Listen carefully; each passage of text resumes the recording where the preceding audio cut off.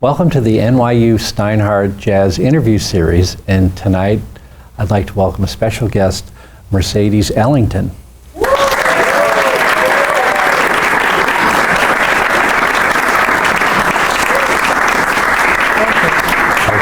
Thank you very much. Well, thanks for joining us tonight. It's a rare privilege as a jazz historian to talk to an actual Ellington. Well. So, can I touch you actually? Well, I'm a dancing Ellington, so it's nice for me to sit down to do something, you know. Okay. Sitting down is nice. Well, we don't have an agenda here. We just want to have a conversation and hear your stories. Okay. Because it's a great opportunity just to talk to people. Okay. So your father was Mercer Ellington. Yes, my father was Mercer Ellington, and it's sometimes discussed as to how I got my name, because a lot of people say, well, my mother told me that I was named after Mercedes McCambridge, the actress, who maybe none of this generation knows about, but then it was maybe I was named after the car, but there was also an elephant in the circus at that time, and her name was Mercedes. So I'd like to go with that one. Wow. Did you see that elephant live? No, I was too young. I was just born the year that they were. And then, of course, my father, an extension of his name, Mercer. So where did he get his name from? I have no idea. I don't know. It just came because there was the Edward and the Kennedy part of the names of my father's family have stuck through generations, so much so that people have rumored that somehow, somewhere along the way, that we may have been related to the Kennedys. Mm-hmm. People like to do that, you know. Well, it's a good dynasty, the Kennedys and the Ellingtons. Wow. So now, okay, so your father was Mercer and your grandfather was Edward Kennedy Duke Ellington. Mm-hmm. And how did he get the name Duke? I think it came from the type of outfits and dress that he wore. He was from Washington, D.C., born in 1899, and it was the way of a community that you get treated by the way you're dressing, and that you're dressed. And his father happened to be a butler in the White House, and so he was privy to lots of stylish clothing that he'd seen with visitors to the White House, as well as the way that the White House staff was required to dress. And my great grandmother was no slouch either. She was a beautiful woman, and in the way of I remember seeing pictures of her with her hairdo, and the clothing that she wore was very, very akin to the high society in those days. So I think that his want of, I guess, a better word, his proclivity to dressing in high fashion was due to both his attachment to his mother and his father, and just to the way that musicians of the era were either respected or not respected from their look and the presentation that they made. It was part of the presentation, and indeed I think that was a very great influence on the way that he presented his band from the time he had the small band until the big band. Because there's a number of musicians had these royalty type names. Count Basie. Count Basie. But then you'd have the King of Swing and the King of Jazz and all this. Yeah. What do you think was the earliest that your grandfather was called Duke? I think in the neighborhood when he was a kid they called him Duke because of the way he was dressing, and I think it also is a way of musicians attempting to get some respect, because they are actually, musicians are a very strange group of people. My father gave me a description actually of each of the sections of the band. He told me that the saxophone players, unless they play another reed instrument, because the saxophone is the easiest instrument to play, if if they do play another reed instrument, that's fine, but if not, they're not very bright. And this is what he told me. I don't say this to many people. But he said the trombone players are usually very slippery. You can't pin them down. You know? Trumpet players are they're like lyric opera singers. They're very astute. They have a certain posture. Of course, they have to support themselves. And they have snappy dressers. They're very snappy dressers. Bass players are the salt of the earth. The drummers are fine after their first nervous breakdown. And he said nothing about the piano. Nothing about the piano players. What about Bandleader? Well, I don't know. He didn't say. It had to involve some kind of an instrument that reflect the personality of the person playing it, you know. So I'm assuming you've had long conversations with Duke? No, I had some conversations with him. Sporadic conversations. Most of the time we disagreed. But after I graduated from Juilliard, I just wanted to go out and audition for Broadway shows and dance companies and things like that, because a dancer's life is very short. An athlete's life is very short.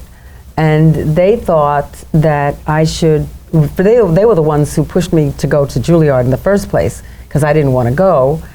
But my grandfather sent Billy Strayhorn to Juilliard, he sent Quincy to Juilliard, he sent Luther Henderson to Juilliard. Every time, he never went himself, but he sent all these people, because his arrangers, he needed these arrangers to be specific about what he wanted them to do. And so I think that he got, when he found out that I wanted to be a dancer, he suggested that I go to Europe. Because for people of color in those days, things were not that easy, even here in New York. You couldn't just go out and get, audition and get a job, or even hope to get anywhere in the theatrical business. Most of the people that I know, that's how Alvin Ailey got started. He made his own dance company because, there was no work for a dancer. And he was from California, so when he came here, he attempted to go the route and went, well, unless there was something like Flower Drum Song or those kinds of musicals, there was no real work. And so my grandfather told me to go to Europe because his friend, Josephine Baker, found great success there. He'd given me, I can remember anything he ever said to me, I didn't do. It was, I don't know, it wasn't a specific defiance or anything like that. It's just that I felt that it should be the other way, and I didn't think that he was in that much touch with the times and the area that I was attempting to get into. Well, what else did he tell you to do that you ignored? My first job after getting out of Juilliard was West Side Story in Australia for 6-7 months. And I grabbed my suitcase and packed, because the reason I got the job was I had auditioned for the West Side Story movie. And I didn't get it, but evidently they put me on a list, so they called me up when they were getting this company together, and I went immediately because this was a great job, and the choreography was great and everything. So after that, the show was over in Australia. They offered me another part in another presentation of another musical, American musical, and I said, no, I gotta go home. And he disagreed with that. He said, no, home is where the work is. That was his thing, And then my father, who was a musical director for Della Reese at the time, he called me up and he said, I'm in Hawaii with Della, stop by, say hello on your way over. And so I did. I spent some time with them. Was that by boat at the time? Was it? No, I flew. Yeah, but it was like this, kind of. Now, did you ever meet Leonard Bernstein? I never met Bernstein. I met Eric Kunzel, and of course Keith Lockhart. I knew them though from another job that I was doing when I choreographed the Yuletide celebrations in Indianapolis. So. And Kunzel was a great friend of my grandfather, so they... we know Duke Ellington is this iconic figure. Everybody here plays his music. Everybody knows his story. It's like you've lived this your whole life. And yeah, but I didn't, you know, when I was a kid, the first time I really knew who this man was, my grandmother, my mother's mother raised me, and she took me to the Apollo, and I saw his name in the marquee and everything. Which was, I said, my name is on the marquee. And she took me backstage, and the orchestra members' wives took care of me, and she would leave me with them, and then she would go home. And so at that time, the format at the Apollo was a movie and a show and a movie and a show and a movie and a show. And that was like I was in heaven, because I loved movies and I loved the show, you know. So they would sit me in the orchestra, and the wives would sit around, and we'd see all these things, and they would get tired after a while and go backstage, and then they'd check on me, and then we'd go backstage. And at the end of all of this, first of all, they would bring food, so everybody had food backstage. And Pearl Bailey would bring food. Louis Bellson was the drummer at the time, and we called him Squeegee Weegee. why? Well, I don't even know, but he was Squeegee Weegee, and he was the nicest guy and always in a great mood. And Pearl would come to see him, and lots of people stopped by just to say hello backstage. And so there's this great social thing, and the orchestra members' wives used to bring food, which was fabulous, because they used to bring fried chicken and all kind of potato salad, things that I'd never get with my grandmother, because all I ate at my grandmother, we were trying to watch pennies, and she was cooking fish heads and oxtails, you know. So fried chicken was like a big jump. And so then after all of that eating, all day after the show, day and night after the shows, we'd go to Frank's Steakhouse, or one of those steakhouses on 125th Street, and have a big table where all of the orchestra members and the wives, and we'd all sit and have a big steaks. So the first time you heard the band at the Apollo, what year would that have been? Would have been... Louis Bellson would have been the early 50s, right? Yeah. So, and you got to know all the band members? Yep. Yeah. So let's, all right, we need to talk about... oh, the band members? Yeah. So, I mean, we've had a conversation in the past, and you were telling me about Harry Carney. Harry, yes. Harry Carney taught me circular breathing. Everybody know what circular breathing? Yeah. Was that useful for you? I'm doing that now. Yeah. It's not it's not very attractive, and it's not something that a dancer can use, you know. But it's interesting to know that the body can function like that, because Harry was known for holding those notes, and he would be like this, you know, watching to see, and he very effortlessly, and he was also a great driver. So whenever my grandfather had to drive somewhere, Harry would drive him, and they were very good friends. I guess he was partial to the saxophone section, because another very good friend of his was, somebody he had to look out for, was Paul Gonsalves. Paul Gonsalves was seated next to the piano. I don't know the format of how big bands are now. I guess everybody has their own thing, but the front row is the saxophone section, but Paul was next to the piano, because he had a way of not being able to, how would I say this, sit up straight because of his libations, and so he had to tilt, and the piano kept him from falling off on the floor. Oh, he's that close. You know, there was a time probably when it was lucrative enough to do this, is when the band took trains, and they had their own Pullman cars. That kind of circumvented some of those racial issues, maybe. Yeah, they may have. I remember a train that I was on when I was doing the Jackie Gleason show. My first year as a June Taylor dancer was the year that Kennedy was assassinated.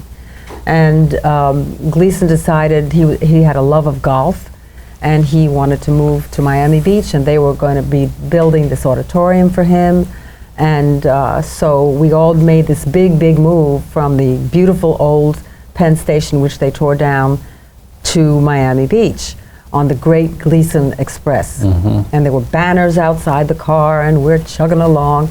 And they decided that they were going to make a pit stop for supplies. Steve Lawrence was on the train. They had a Dixieland band on the train. Jilly's catered the train. I mean, it was unbelievable. And we stopped off somewhere, and I'm not sure whether it was Alabama, Georgia, whatever. And they asked everybody, there weren't that many dancers, they asked everybody to come out on the platform for this photo op. And I vowed that once I got on the train, I was not getting off the train until we got to Miami Beach. Because I kept, you know, strange fruit hanging from the trees, you know, Billie Holiday.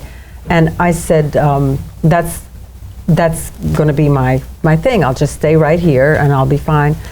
And they said, no, you've got to come on the platform because there's lots of cameras and Gleason wants as many dancers that are here, there weren't that many, to be out, everybody from New York.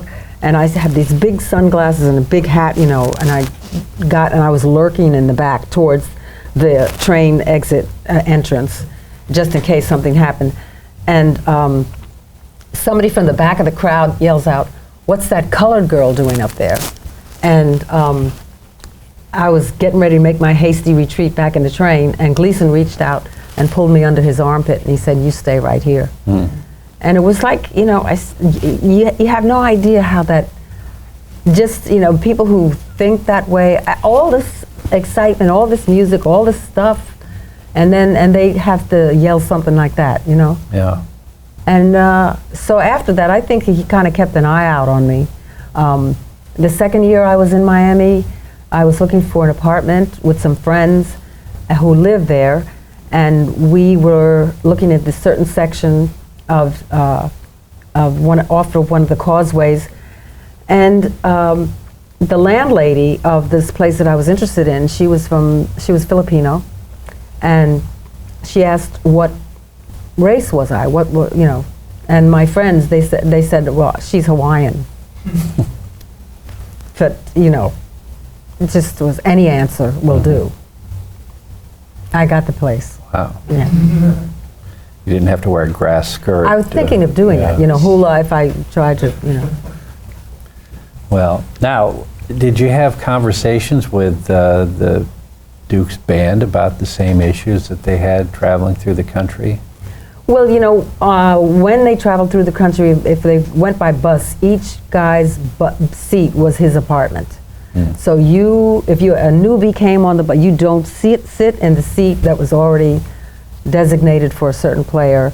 And then the back of the bus was the poker area. That was the poker game area where everybody went. And but for longer trips that were not on the bus, they would fly. And I remember they flew down, there was a special Gleason show, there was a big band show, and all the big bands came, Basie came, everybody. And I went to meet my father at the airport, and all of these instruments were on the turntable, and they were trying to run and see whose was who, you know, and trying to get, and all these guys. It was really amazing to see the combination of people who were there. I mean, I didn't really know who, you know, because I was not an aficionado of these bands, but it was. Well, I had heard that on Duke's bus, these musicians who had worked with the band for like 40 years, they did a lung capacity test because everybody was smoking, and they had lost like 40% of their lung capacity. Yeah. I can believe it. It's amazing that anybody could blow, you know. I mean, it's Cootie was another favorite.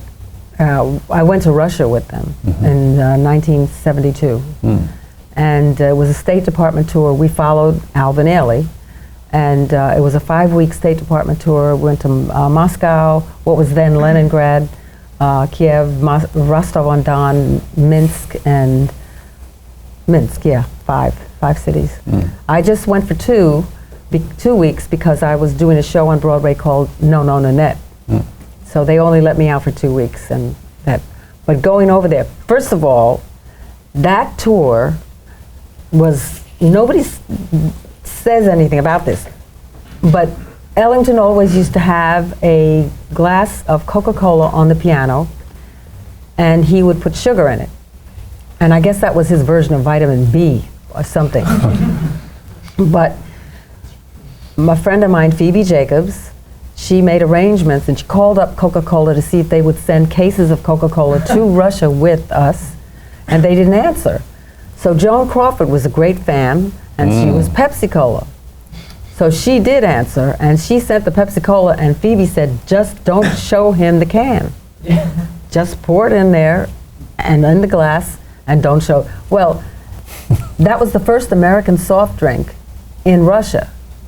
And in turn, we brought back Stolichnaya, first Russian vodka in the U.S.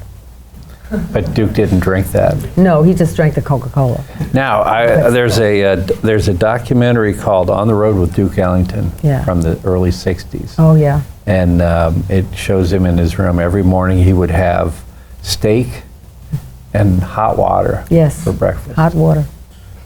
So I have no idea why. I just, very peculiar eating habits.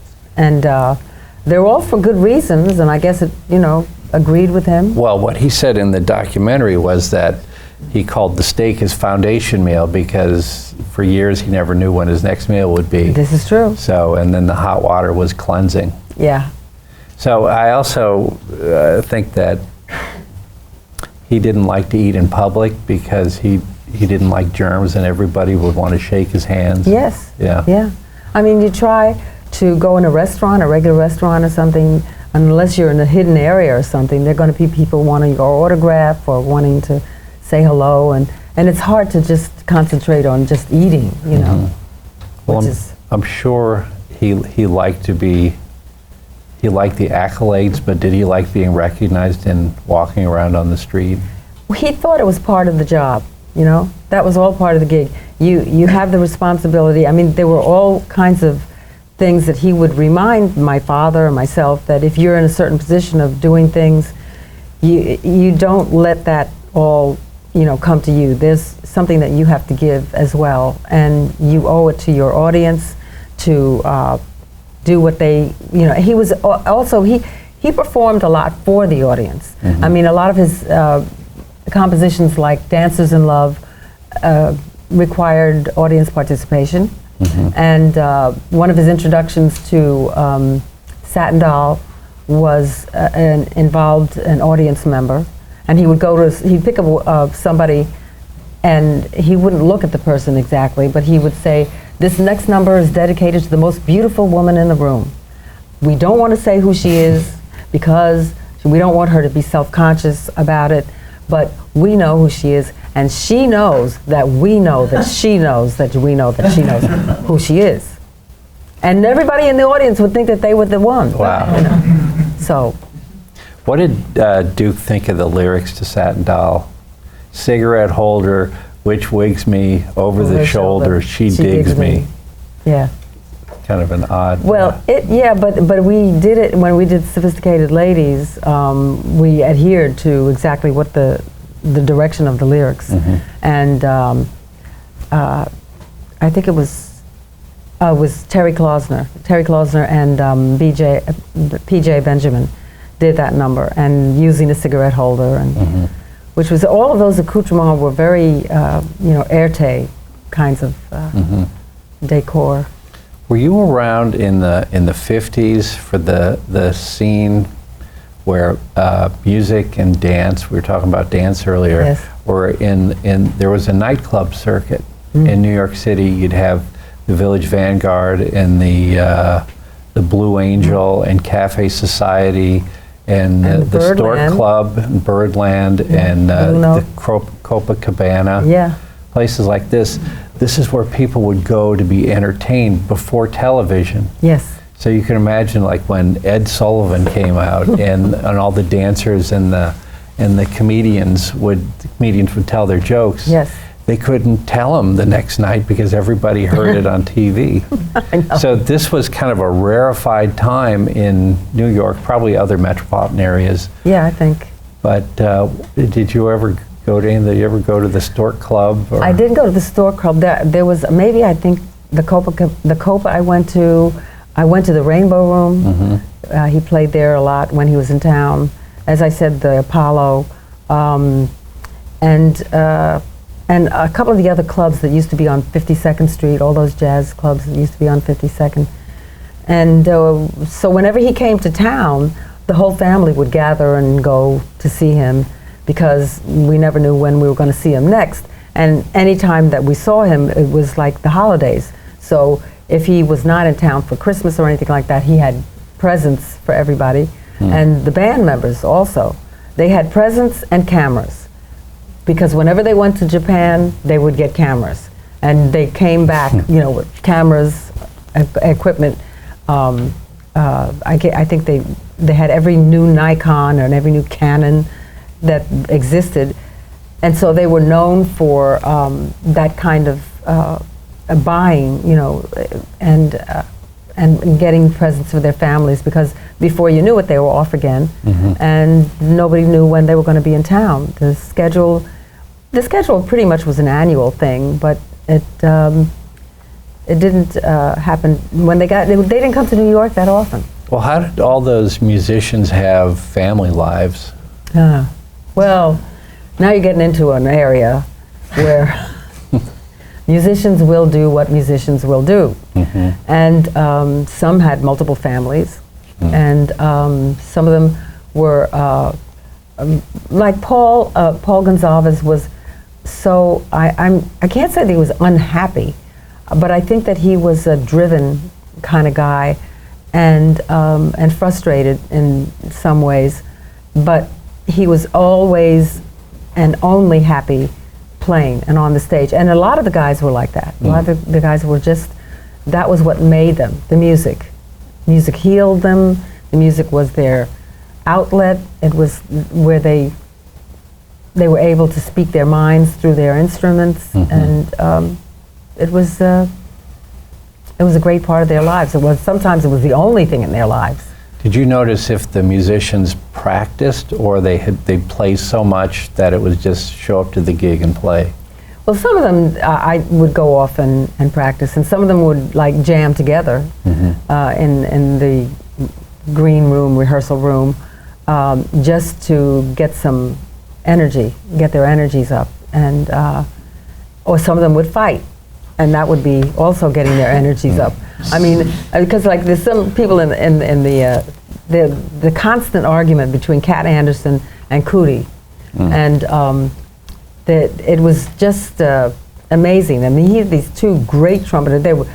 Cat was like the high pitched and screech. Yes, and Cootie was the growler, you know, and but they would get at each other so much so that I think one of the reasons that my grandfather put my father in the band was to clear the air between the two of them, sit between, keep them apart and keep them, you know. But then Cootie was always this kind of joker guy. When we went to Russia, we were on a tour bus, and they were giving us a tour around, went to the Hermitage and everything. While we were on the tour, they gave us two in-tourist guides to be with us, two ladies, and they were explaining everything to us as we went through the city, and Cootie decided to get one of them. He was trying to, I think this is his way of flirting, and he started talking about Catherine the Great and the animals in the barn, and her history with, her sexual history with the animals in the barn. So he was getting very explicit, and one of the in-tourist guides, you could see her welling up, and she didn't say anything, and finally she started to cry, and she shot up out of her seat, and she said, "There's more to Russian history than Catherine the Great," you know. And so Cootie got what he wanted, you know. He just, you know, annoyed her until, and then they started being friendlier, and, you know, she understood what he was doing, and so. Now, I have a couple specific questions. Cootie Williams. Yes. Did Duke write his solo for Cootie. Take the A Train? No, I mean, this came out of them jamming. Because what I understand is he played the same solo every night once he perfected it on the record. Yeah. But there was now that brings up my second comment. Is like, you know, it said in that Duke wrote a lot of songs based on what he heard from the band jamming. Yeah. And did that cause any rifts with the band?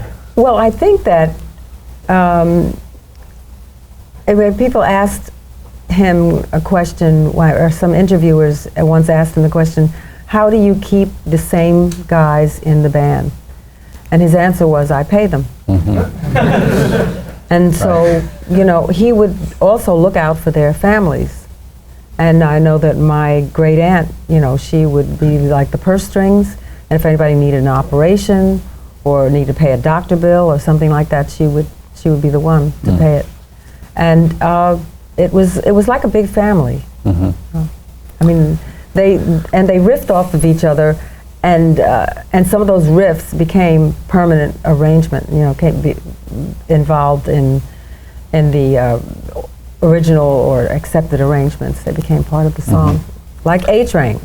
Right. You know, A Train is Billy Strayhorn, but what Ellington contributed as far as the instrumental arrangements, then that became a shared effort. So is it true that the lyrics to A Train were Duke's directions to Strayhorn when he got to New York? Take the A Train. Yeah. Yeah. Wow. Brilliant. Coming from, I mean, the A Train didn't stop in Pittsburgh, which is where Billy is from, but once he got to New York, he said, take the A Train. And the quickest way to get to Harlem. Right. So let's talk about Duke as a composer now. He was constantly writing. Yes. Was he obsessive? I think so. I think it was his safety. It meant everything to him, no matter what the conditions, the variables.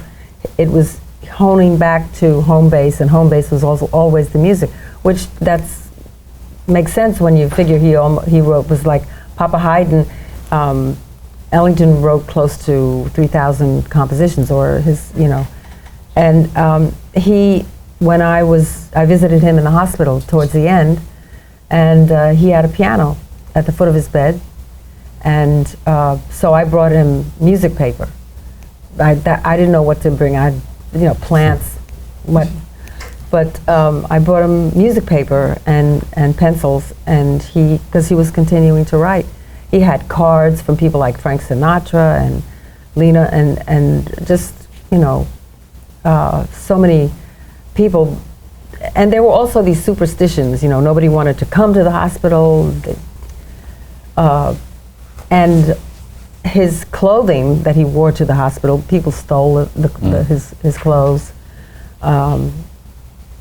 It's amazing. Fame has its up and down sides, you know. So every time I'd see a video of Duke composing, he was always sitting at the piano. Yes. But if you gave him paper and pencil in the hospital, would he just pick things out of his brain and write it down? He would. And even traveling, I've got a picture of him on a plane with my father, and he's writing on shirt sleeves, his shirt sleeve. And they have those shirt sleeves at the Smithsonian. Wow.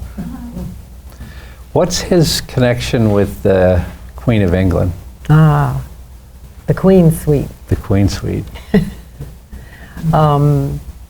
That was a very special occasion for him, because it was an honor to meet someone on that level who personally didn't send in somebody to represent themselves, but actually themselves received him, you know, for a performance. And his thanks, when he was invited by any country to play, his thanks to that country was to compose a suite.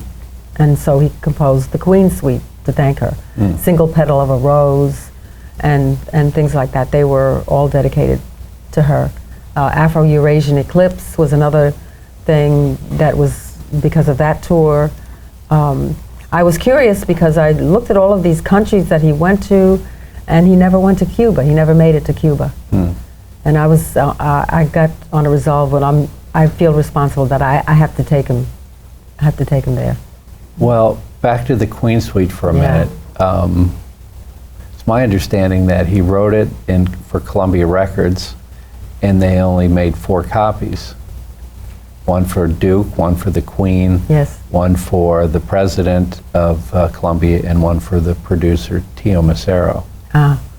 And nobody had a copy until I think Duke passed away, and I think Mercer Yes.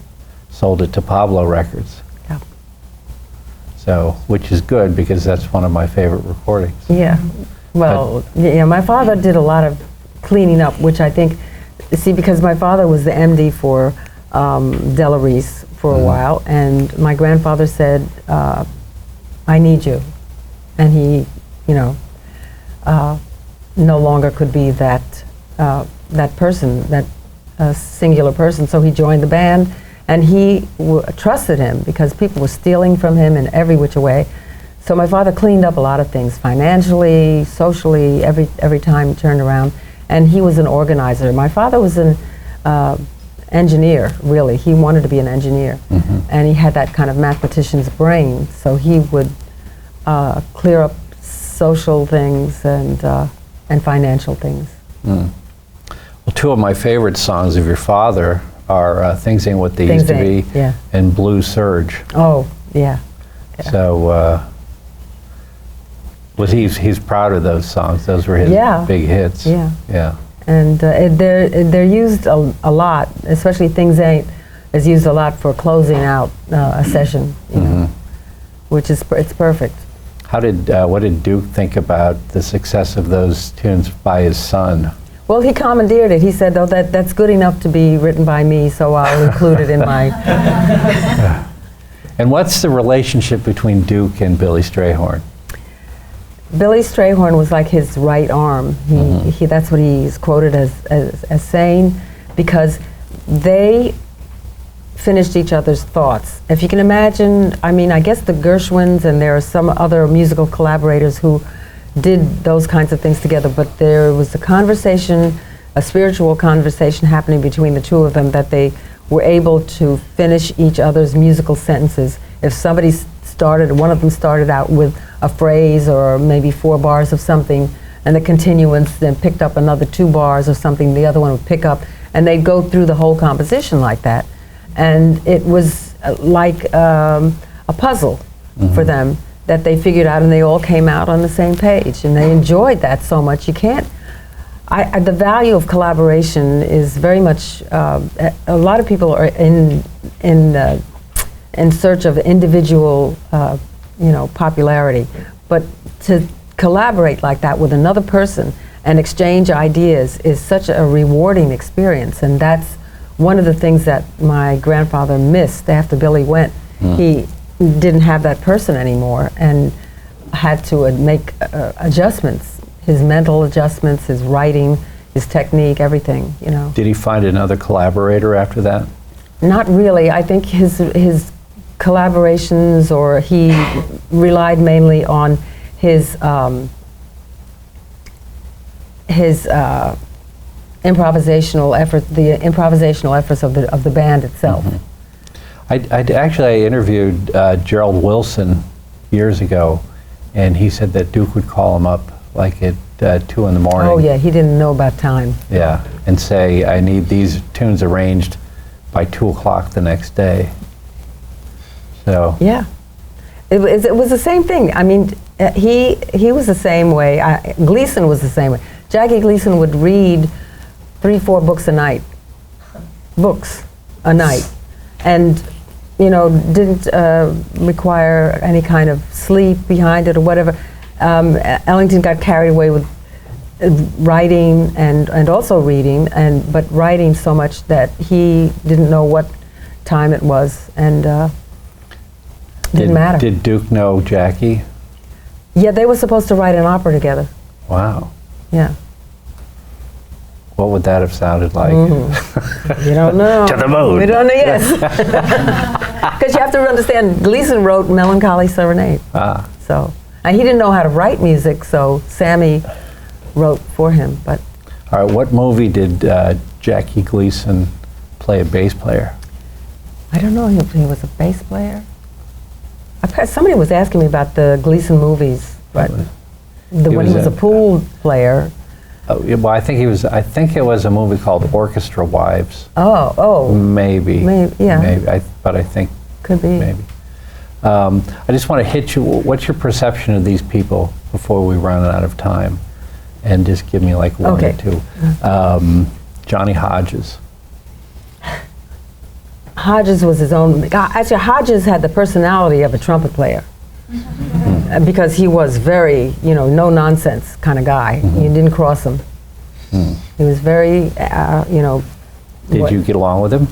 Yes, from a distance. Yes. Okay. Ben Webster? I didn't really know Ben. Cootie, well, we talked about Cootie, but... Also, Aaron Bell. Aaron Bell. Joe Benjamin. I knew Joe Benjamin. Like I said, they were really quiet kind of guys. What about Cat? Was he quiet? No, Cat was not quiet. No, Cat was... Well, he kind of... You know who reminds me of Cat? Wycliffe Gordon. And I mean, they played different instruments, but that kind of a presence, Wycliffe. And Wycliffe, he wears these wide pinstripe suits, and he acts like a trumpet player, but he reminds me of Cat. Did you know Juan Tizal? Juan, no, that's another Creole. Yeah. That's I didn't really know. Did you ever hear the story between him and Mingus in the band? No. Oh God. No. They didn't get along. And I'm sure. One of them pulled a knife on the other. Oh, knives. And that was the end. Well, yeah, because I mean everybody's talking about guns and things these days and gun control. That was not guns. You got close up and personal. Knives. That was the deal with West Side Story. That was the deal with musicians. You carry a knife. So are you saying that guys in Ellington's band carried knives? I would think yes. Yeah. I'm not saying definitely yes or whatever, but that was the weapon of the day. Did you know Lawrence Brown? I knew Lawrence. Yes. Quentin Jackson? Quentin, I did not. I think not know him. Russell Procope? Russell Procope, yeah. Yeah. Procope's daughter used to live up near me, 92nd Street, yeah. Did you tour with them? Were you on tour when they did the Middle East tour? No, I only toured with them when they went to Russia. So most of the other times I was either in school, too young, or whatever.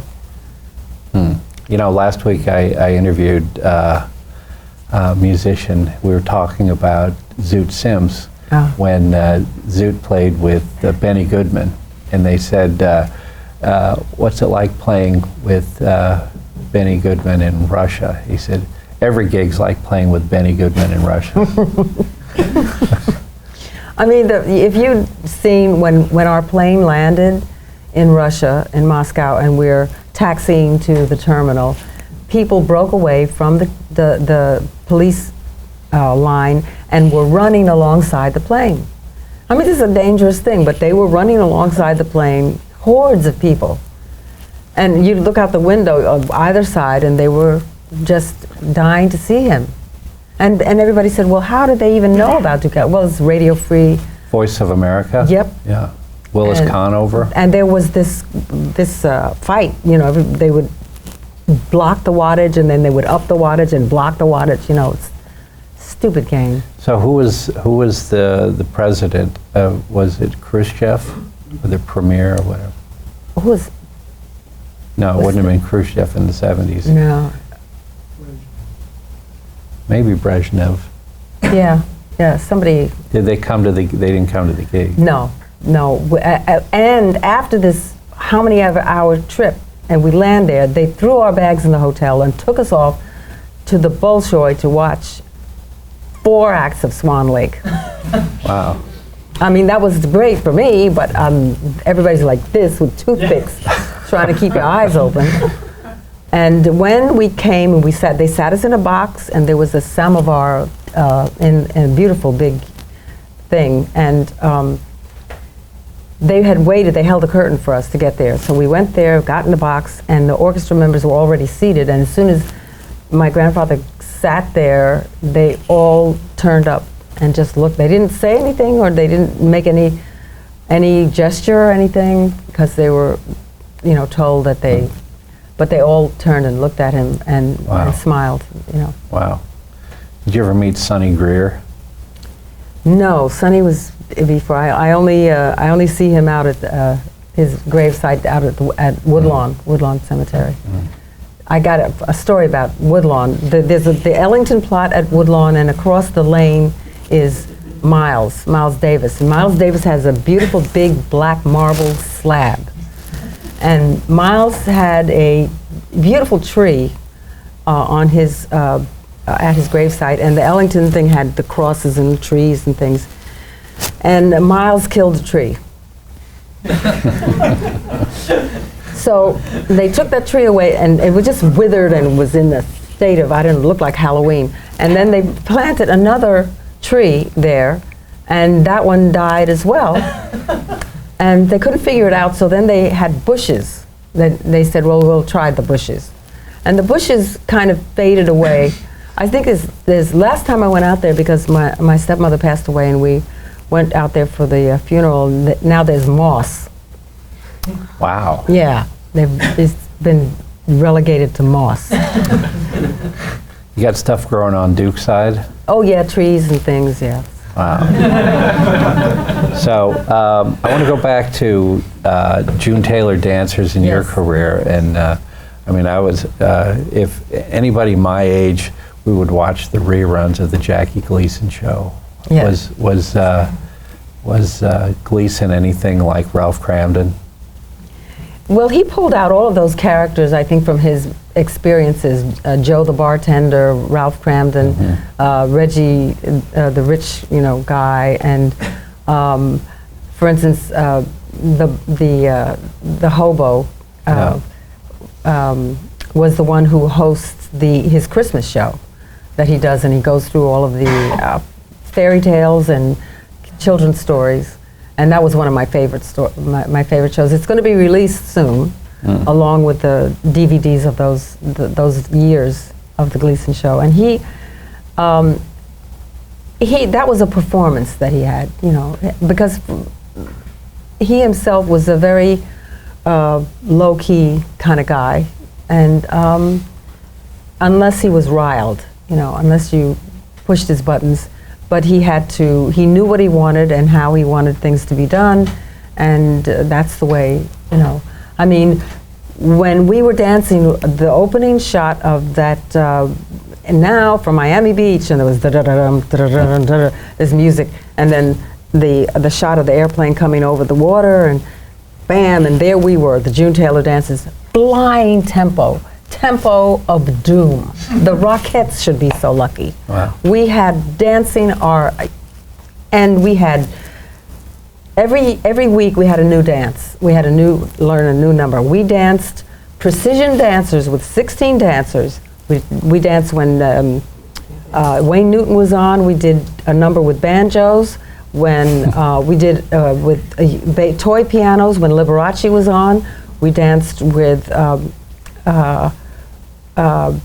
ukuleles at another point. We danced with xylophones at one point, and at one point we did a precision number with 16 dancers on 10-speed bikes. Showbiz. I tell you. Yeah. All right. What was Crazy Guggenheim's real name? Crazy Guggenheim. His initials are FF. Frankie Fontaine. There you go. Okay, good. All right, you passed the test here. So I'd like to thank you for joining us. I could sit here for you and just talk to you for hours. You're fantastic. Well, great conversation. Well, thanks for coming today. Thank you. Okay. I have to give you 4 kisses. Oh, okay. That's the Ellington way.